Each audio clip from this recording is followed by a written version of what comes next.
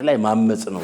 እነዛን አሁን አይንጹም እጅጹም ጆሮጹም ስንል እነዚህ ነገሮች እንዴት ነው ማድረግ ያለብን? ኃጢአትን የሚያደርግ ሁሉ አመጽን ደግሞ ያደርጋል። የዛሬ ጥያቄ ኃጢአት ምን? የተራበውን ሰው አብልቶ ማበረታት እየቻለ እያለው አለማብላት ኃጢአት ነው። የኃጢአት መንስኤው ስሮቹ ምንድን ናቸው? ኃጢአት ማለት ያለ እምነት በጥርጥር የምናደርግ በጸጋና በትጋት ግን ኃጢአትን ማሸነፍ ይቻላል።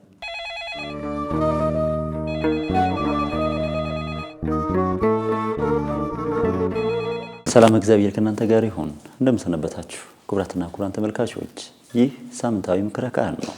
በዛሬው መርሃ ግብራችን ላይ የኃጢአት ስሮች ወይም አርእስተ ኃጣው በተሰኘ ከመምህር ጋር ቆይታ እናደርጋለን። በዛሬው መርሃ ግብራችን ላይ የሚነሱ ጥያቄዎች ኃጢአት ምንድን ነው? ኃጢአት አለመስራት ይቻላል? የኃጢአት ስሮች የምንላቸው ምን ናቸው? እንዴት ልናሸንፋቸው እንችላለን? ዓይን ይጹም፣ እጅ ይጹም፣ ጆሮ ይጹም ይላል መጽሐፍ። በእውነት መጾም ብቻ ነው የተከለከለው ወይስ ልናደርገው የሚገባን ነገር አለ? እና አንድ ክርስቲያን ጀማሪ ቢሆን ምን ነገሮች በጾም ወቅት ማድረግ አለበት በሚሉ ላይ ትኩረት እናደርጋለን። ከዛ በፊት ግን የእናንተን ጥያቄ ተመልክተን እንመለስ። እኔ ቤዛ ነው። ጥያቄዎች ነበሩ። የመጀመሪያው ጥያቄ ኃጢአት ስሮች የምንላቸው ምንድን ናቸው? ሁለተኛ ጥያቄ ደግሞ ኃጢአት በራሱ ምንድን ነው? ሶስተኛ ጥያቄ ደግሞ አምስቱ የስምንት ሕዋሶቻችን ይጹሙ እንላለን እና እነዛን አሁን ዓይን ይጹም፣ ጆሮ ይጹም ስንል እነዚህ ነገሮች እንዴት ነው ማድረግ ያለብን? ምን በማድረግ ነው ጾም ያለብን? ማለት እያንዳንዱ ድርሻቸው ምንድን ነው? አቤል አበበ እባላለሁ። ከቃሊቲ ለከተማ ቂሊንጦ አካባቢ ሆተ ጥበብ ሰንበት ትምህርት ቤት ነው ደውለው። የዛሬ ጥያቄ ኃጢአት ነው ማለት የኃጢአት ትርጉሙ ምን የሚል ፍቺ ነው የሚሰጠን የሚል ነው እና ቢብራራልን። ምናልባት ተያይዞ ደግሞ አንድ ሰው ኃጢአት ሳለመስራት ይቻለዋል ወይ?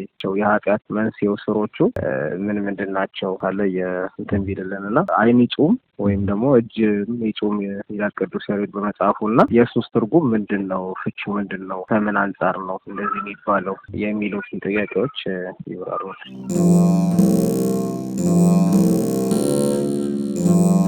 ተመልሰናል ተመልካቾች። በእናንተ ጥያቄ መሰረት መምህር ተገቢውን ምላሽ ይሰጣሉ። ከመምህር ጋር መልካም ጊዜ ይሁንላችሁ።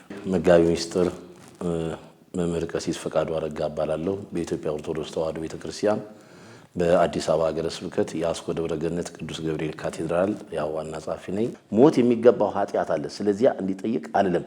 አመፃ ሁሉ ግን ኃጢአት ነው አለ። እዚህ አንደኛ ዮሐንስ ምዕራፍ 5 ከቁጥር 16 እስከ 17 አመፃ ሁሉ ኃጢአት ነው፣ ሞትም የማይገባው ኃጢአት አለ አለ። ሞትም የማይገባው ኃጢአት አለ፣ አመፃ ሁሉ ግን ኃጢአት ነው አለ። እንደገና በሁለተኛ ደረጃ ስንመለከት መጽሐፍ ቅዱስ ስለ ኃጢአት ምን ይላል? ኃጢአት ማለት በጎውን አውቆ አለማድረግ ነው ይላል። ሐዋርያው ቅዱስ ያዕቆብ በመልእክቱ እንዳስቀመጠልን በዚህ በያዕቆብ መልእክት ላይ የምንመለከተው ነገር አለ። በጎውን ነገር አውቆ አለማድረግ በራሱ ኃጢአት ነው ይላል። ምክንያቱም በዚህ በያዕቆብ መልእክት ምዕራፍ 4 ቁጥር 17 ላይ አንድ ሰው መልካሙን ነገር በጎውን ነገር ለምሳሌ ያንን ሰው የታመመውን ሰው ሄዶ አስታሞ ማዳን እየቻለ ያንን አለማድረግ በራሱ ምንድነው? ኃጢአት ነው። የተራበውን ሰው አብልቶ ማበረታት እየቻለ እያለው አለማብላት ኃጢአት ነው።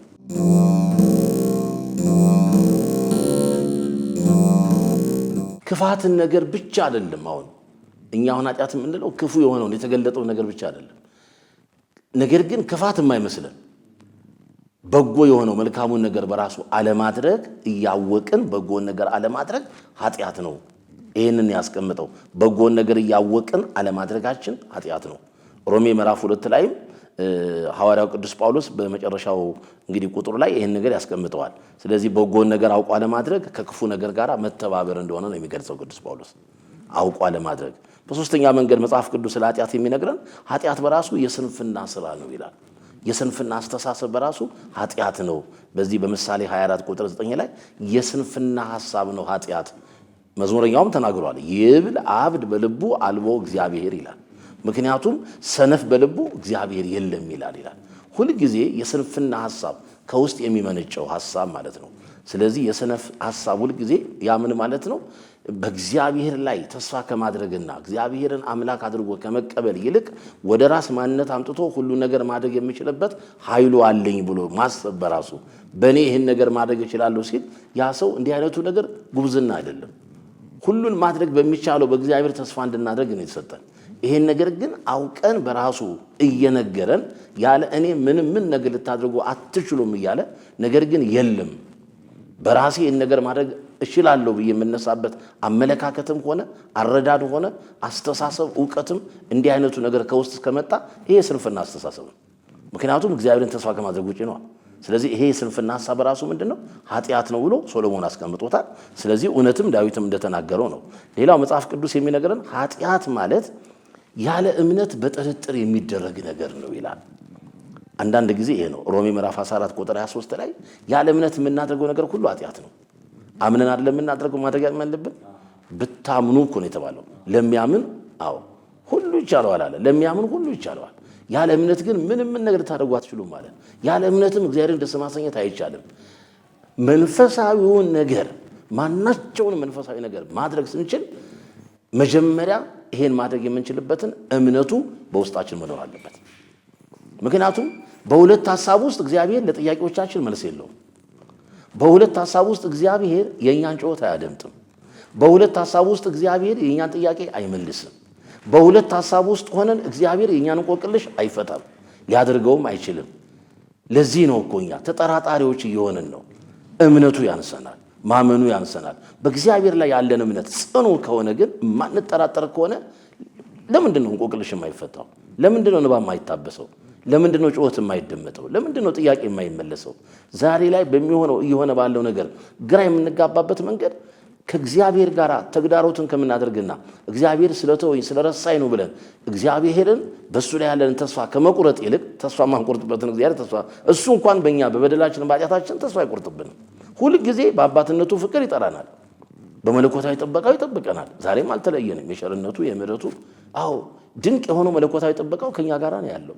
ስለዚህ ኃጢአት ማለት ያለ እምነት በጥርጥር የምናደርገው ነው። ከጸሎት ጀምረን ነው እንግዲህ ከጸሎት ጀምረን በእምነት ነው በፊቱ መቆም ያለብን። እግዚአብሔር ይህን ማድረግ ይችላል። የሰናፍጭ ቅንጣት የምታህል እምነት ቢኖራችሁ አይደል ደቀ መዛሙርቱ ያለው ይህን ተራራ ተነስተህ ከዚህ ወደዛ ሂድ ብትሉት ይሆንላችኋል አለ። እምነት ነው ማለት ነው። የእምነት ማነስ ስላለ ነው ያኔም በሐዋርያቱ ላይ። ስለዚህ ሐዋርያት በሙሉ እምነት የተሞሉት እንግዲህ ከባለ 50 በኋላ ነው። ስለዚህ ያለ እምነት እየተጠራጠር የምናደርገው ነገር ጥርጥር ደግሞ ወዴት ይወስደናል? ወደ አልሆነ ቦታ ላይ ይከተናል። ስለዚህ ከእግዚአብሔር ጋር ያለንንም ግንኙነት ያቋርጥብናል። እንደ ልጅነት ሲያውን እግዚአብሔር ይችላል አይችልም ወደሚለው ነገር ልንመጣ እንችላለን። በመጨረሻ ማየት የሚገባን ይሄ ዋናው ነገር ነው። ኃጢአት ማለት በማርቆስ ወንጌል ምዕራፍ 7 ቁጥር 20 ላይ እንደተነገረው ከሰው ልቦና ውስጥ የሚወጣው ክፉ ሐሳብ ልክ በአንድ ወቅት ጌታችን መድኃኒታችን ኢየሱስ ክርስቶስ በዘመነ ስጋዊው በመዋለ ስብከቱ በዚህ ምድር ላይ ሲመላለስ ምን ነበር ያሉት? ስለ ዮሐንስ ደቀ መዛሙርትና ስለ እርሱ ደቀ መዛሙርት መጥተው አይሁድ አልጠየቁትም? የዮሐንስ ደቀ መዛሙርት ሁሉ ነገር የሚያደርጉት እጆቻቸውን ታጥበው ነው። ያንተ ደቀ መዛሙርት ግን እጆቻቸውን ሳይታጠቡ ነው ምን የሚያደርጉት? የሚበሉት። ክርስቶስ ታዲያ ያኔ ምንድን ነው የመለሰላቸው? አምላካችን መድኃኒታችን ኢየሱስ ክርስቶስ ለስም አጠራሩ ክብር ምስጋና ይድረሰውና የመለሰውን አመላለስና ያስደንቃል። እንዴ ወደ አፍማ የሚገባው አለ እሱ በተፈጥሮ ሕግ የሚጠቀመውን ተጠቅሞ የማያስፈልገውን ያስወግደዋል።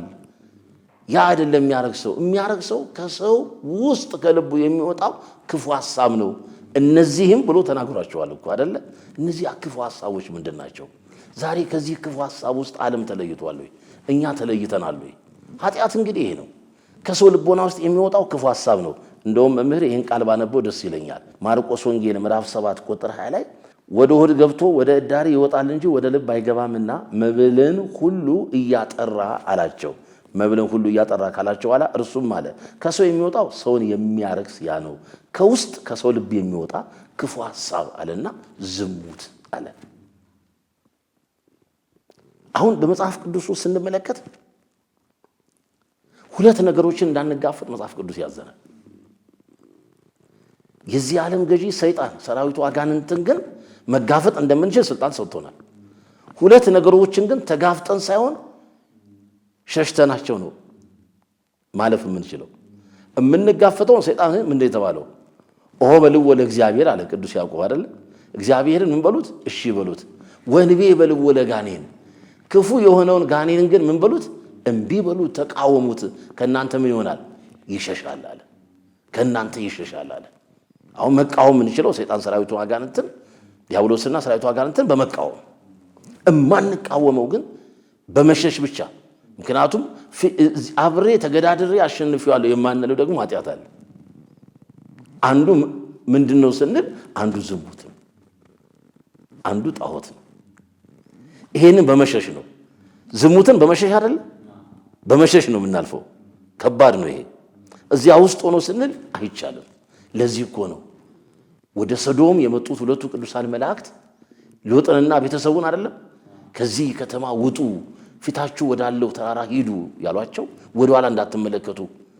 እንግዲህ በዚያ መንደር ላይ ምን ያህል በሶዶም ላይ ምን ያህል እንግዲህ ሶዶማዊ ኃጢአት እንደሰለጠነ ራሱ እግዚአብሔር ያውቃል።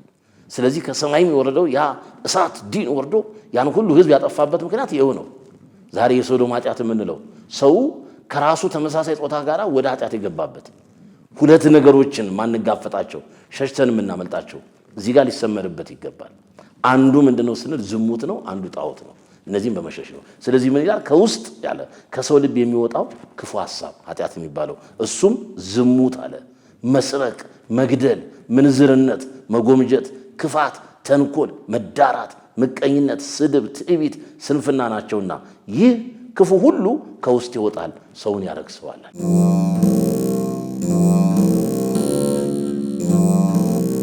አሁን ይህንን ኃጢአት አለመስራት ይቻላል ወይ ስንል ሁለት መሰረታዊ ነገሮችን ማየት አለብን።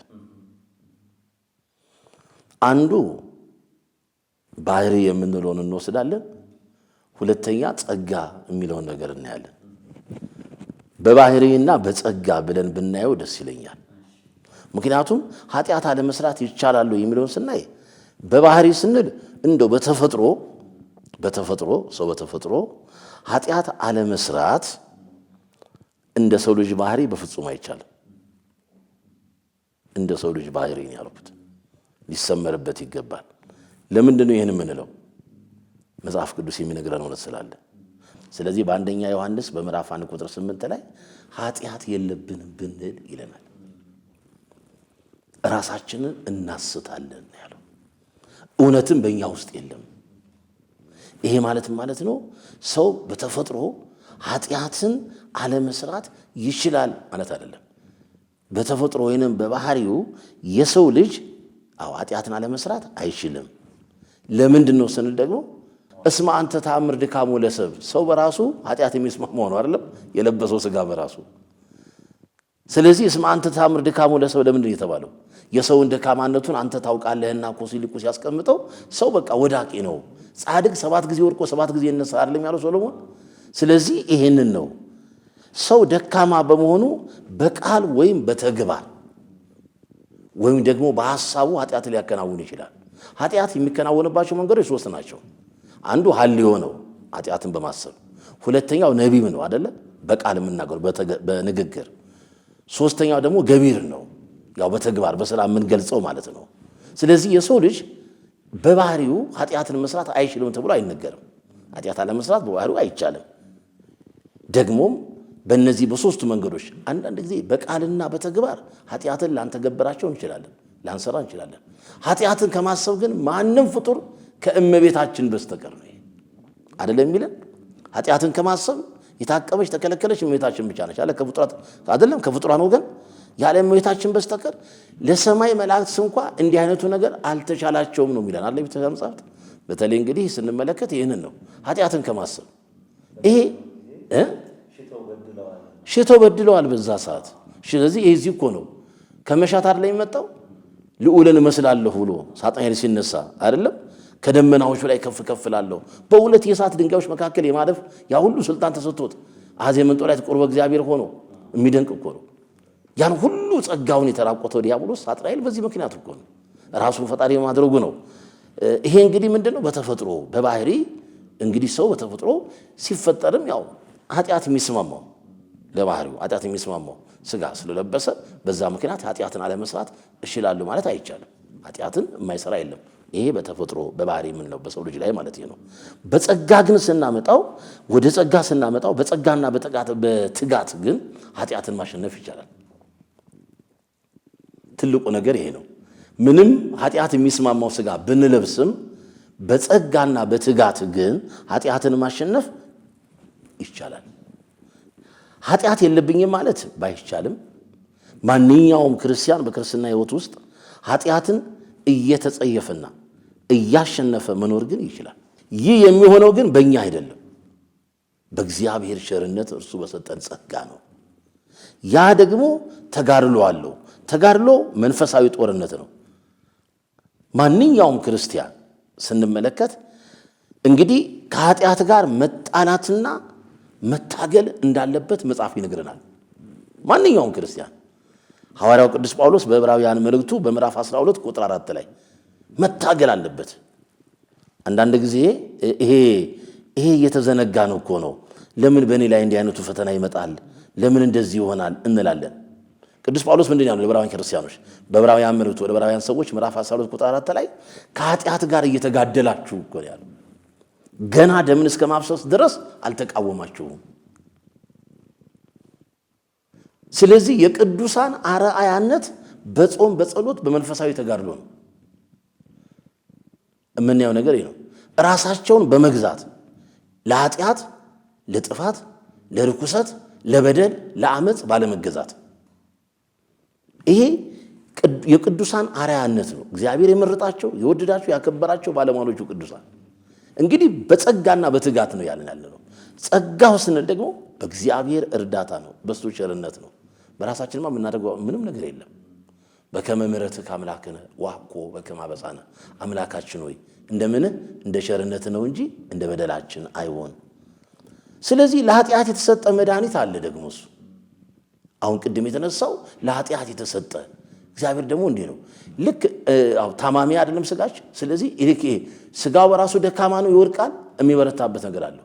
ነፍስ ደግሞ ከቁስለቷ የምትፈወስበት ከህመሟ የምትድንበት ደግሞ ያቺ በኃጢአት የቆሰለችው ነፍስ የተሰጣት መድኃኒት አለ። ያ ደግሞ ለእኛ የተሰጠን ለኃጢአት ትልቁ መድኃኒት ንስሐ ነው። ንስሐ አለ ማለት ነው። ኃጢአትን እኮ ልንሰራ እንችላለን፣ ኃጢአትን ልናድርግ እንችላለን። ግን ትልቁ ነገር በኃጢአት ተዘፍቆ አለመቅረት ነው። ያ ምን ማለት ነው? በኃጢአት ሰጥሞ ተሰጠምነ ናሁ ውስተ ባሕረ ኀዘነ ሙቅ ልክ እንዳለው እኮ ነው። ስለዚህ ልክ እዚያ ውስጥ እንዳንገባ ወደ ሐዘኑ ወደ ጥልቁ ሐዘን ውስጥ እንዳንገባ። ስለዚህ ልክ በዚያው መሰረት ኃጢአትን ልንሰራ እንችላለን። ነገር ግን በኃጢአት ውስጥ ተዘፍቀን በኃጢአት ውስጥ ለኃጢአት ተገዥ ሆነን ለኃጢአት ራሳችንን ሰጥተን እንዳንቀር ነው። ስለዚህ ተዘፍቆ አለመቅረት ነው ያው ትልቁ ነገር። በኃጢአት ተዘፍቆ አለመቅረት ይቻላል። ስለዚህ ጻድቅ ማለት ምን ማለት ነው ወደሚለው ስንመጣ ኃጢአት የማይሰራ ሰው ሳይሆን ትልቁ ነገር በወደቀ ቁጥር በንስሐ የሚመለስ ነው። ምሳሌ 24 ቁጥር 16 ላይ ይሄ ነው ጻድቅ የምንለው። ኃጢአት የማይሰራ ሰው የለም። ኃጢአት ሰርቶ ግን ንስሐ የማይገባ ኃጢአት ሰርቶ ንስሐ የማይገባ ግን እሱ የማንም አይደለም፣ የሰይጣን ነው፣ የሰራዊቱ የአጋንንቱ ወገን ነው። ምክንያቱም ይህን የተናገረው ታላቁ የነገረ መለኮት ሊቅ ቅዱስ ዮሐንስ አፈወርቅ ነው። ኃጢአት የማይሰራ ሰው የለም፣ ኃጢአት ሰርቶ ንስሐ የማይገባ ግን እርሱ የሰይጣን ወገን ነው ይላል። ይሄ ነው ትልቁ ነገር። ሰው ፍጹም የሚባለው ኃጢአት ስለማይሰራ አይደለም። ብዙ ጊዜ ይሄንን ሰዎች ሊረዱ ይገባል። ሰው ፍጹም ነው ብለን ስንገልጽ አንድን ሰው መቼም ፍጹምነት በራሳችን የሚመጣ ነገር የለም፣ ያው በቅድስና እድገት ውስጥ የምናመጣው ነገር ነው። ስለዚህ ሰው ፍጹም የሚባለው ኃጢአት ስለማይሰራ ሳይሆን ለኃጢአቱ እያለቀሰ በንስሐ ወደ እግዚአብሔር ስለሚመለስ ነው። ወደ እግዚአብሔር ስለሚመጣ ነው። ከእግዚአብሔር ጋር ስለሚታረቅ ነው። ንስሐ በራሱ መመለስ አይደለ? መቆጨት አይደለ? አዎ ወበዝኒ ካይበ ይተገሰጽነ ይላል እኮ ቅዱስ ዮሐንስ አፈወርቅ። እንዴ ይህም ሁሉ ሲሆን አልተመለስንም ይላል። መመለስ ንስሐ ነው፣ አለመመለስ በደል ነው፣ ኃጢአት ነው፣ ጥፋት ነው። ስለዚህ ንስሐ አለ። ትልቁ ነገር አሁን ምንድነው እዚህ ጋር ልንረዳ የሚገባው እንደ ሁላችንም ጌታ ሆይ ኃጢአት የሌለብኝ መስሎኝ በትዕቢት እንዳልወድቅ ነው ያለው ታላቁ ቅዱስ ኤፍሬም ሶርያዊው። ድካሜን አስታውቀኝ ነው ያለው። የሚደንቅ ጸሎት ነው። በዚህ ጊዜ የሚጸለይ ጸሎት ነው። ጌታ ሆይ ኃጢአት የሌለብኝ መስሎኝ በትዕቢት እንዳልወድቅ። እንግዲህ ይህ ታላቅ የነገረ መለኮቱ ሊቅ ቅዱስ ኤፍሬም እኮ ነው። ኃጢአት የሌለብኝ መስሎኝ በትዕቢት እንዳልወድቅ አለ። ድካሜን አስታውቀኝ። ይሄው ድካምህ። እኛም ስንመጣ እኮ ይሄው ጌታ ሆይ ድካሜ፣ ይሄን ስንል አይደለ ምሕረት የምናገኘው። መተላለፋችሁን አለ እኮ ራሱ ስለ እኔ ስለምደመስስ እኔ ነኝ አለና ኃጢአታችሁን አሳስሙኝ እኮ ነው ያለው ራሱ እግዚአብሔር በነቢዩ በቅዱስ ኢሳይያስ ላይ አድሮ ኃጢአታችሁን አሳስሙኝ፣ እኔ ደግሞ የእናንተን ኃጢአት አላስብም።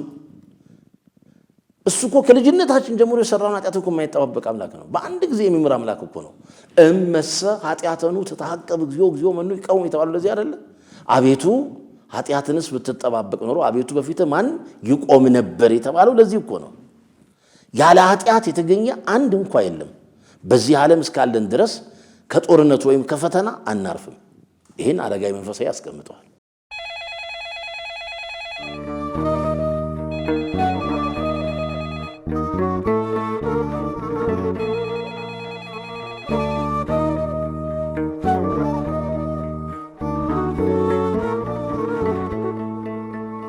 በዛሬው መርሃ ግብራችን ብዙ በጎ ነገር እንደተማራችሁ ተስፋ አድርጋለሁ። ሳምንት ደግሞ ቀጣዩን ክፍል ይዘን እንመጣለን። እስከ ሳምንት ቸርን ሰንብት።